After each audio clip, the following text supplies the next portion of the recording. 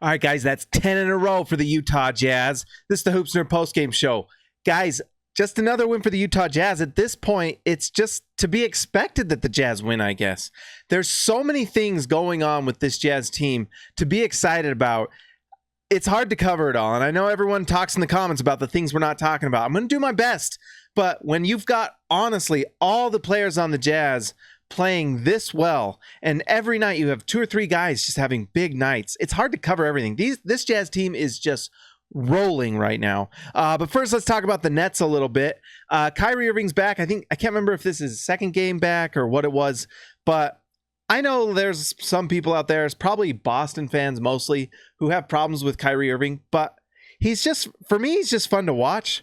He's just one of those guys that is so incredible at his craft. I mean, everyone knows he's the best ball handler in the league, and watching him with that ball on a string, it's fun to watch. Jury's out a little bit on whether he helps you win, if he's your primary guy. I think if he's your secondary guy, though, he can be fantastic. We saw that with LeBron in Cleveland. When Kyrie was healthy and LeBron was, they won games and won the finals. So, Kyrie's proven that he can win it all the way, but I think he has to be kind of as that secondary guy. So if you're Brooklyn, you got to be excited about having Kevin Durant come back. Brooklyn's a fun team. They stay fun. They shoot a lot of threes. I like Jared Allen. I like Karis LeVert. I like Dinwiddie. They're just a good team. They have a lot of weapons. Joe Harris, great shooter. Fantastic shooter. There's just a lot to like about Brooklyn, and tonight you saw the offense doing really well, even though the Jazz stifled them because of one Rudy Gobert. Rudy Gobert tonight, just absolutely a monster. Rudy Gobert is just so dominant right now. He's one of the major parts of this win streak. We saw it last game against the Wizards when Rudy Gobert just decided to win the game, and tonight he's no different. Tonight, Rudy Gobert, 18 rebounds, 22 points, 75% from the field, 1 steal, 2 blocks, just an absolute dominant force, plus 11 for the game. When Rudy Gobert's on the floor, everything just seems to kind of flow for the Jazz on offense, and everything's harder for the other team on defense. It's just facts. You've got to watch the Jazz every night to see what Rudy Gobert does, but he is a dominant force who does so much to help this team win. Donovan Mitchell came back, still looked a little bit under the weather, and I think it showed in his field goal percentage, but then you look, it's 8 for 19, 42 from the field, 42 from 3 for Donovan Mitchell. Great night. 25 points. A lot of that in the second half. I think he had 4 points in the first and big points in the second half. Donovan Mitchell, absolute superstar, all-star, deserves all the accolades. The biggest player of the night, honestly, was Joe Ingles, who just had a monster night. 27 points, 10 for 14 from the field, but he 6 for 8 from 3.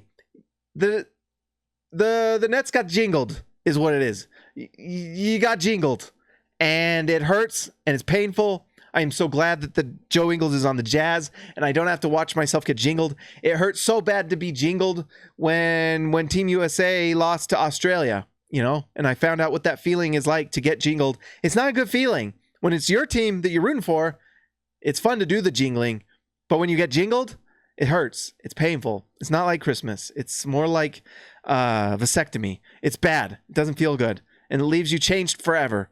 Finally, I know I got to talk about him because he's just such a steadying force, and honestly, his points come in such quick, simple, straightforward ways. But Bojan Bogdanovic has been a big part of this Jazz win streak too. Last game against the Wizards, 31 points. Tonight, he was 8 for 16 from the field. It feels like Bojan's kind of figured out that 2-point shot again all of a sudden. And he had 18 points tonight, plus 5. He's just so important for what the Jazz do because of that spread floor, that knockdown 3-point shooting. He can dribble, drive. He's even passing the ball really well and doing just a lot of things for the Jazz to win. So nice. And there's just not a lot you can say. Bogey's a stud.